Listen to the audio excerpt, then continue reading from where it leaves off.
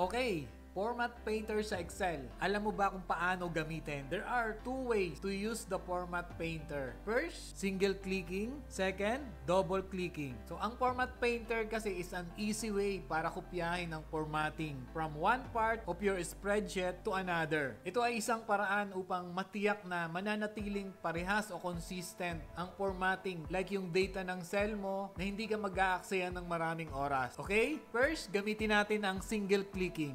Example, magkakaiba ang format ng ating mga date dito, pati ang font at saka yung kanilang pagkakaayos. Gusto ko ang lahat ng ito ay magkakapareho ng format. So ang gagawin natin, i-click lang natin ang cell na kukopyahin. Then click Format Painter command sa Home tab at kukopyahin na nito yung lahat ng format sa ating selected cell. Then, i-click at i-drag natin ito sa iba pang mga date. And yes, pare-pareho na ang kanilang format. Next, double clicking. Example, gusto kong kopyahin ang format nitong may kulay na cell to several non-adjacent cells o yung hindi niya katabi. I-click natin ang yellow na cell, then double-click the Format Painter at maaari na tayo mag-click sa maraming cell na gusto natin to copy the formatting. When you're done, click natin ulit ang Format Painter or simply press Enter to turn it off. At yan ang dalawang paraan para gamitin ang Format Painter, single clicking at double clicking.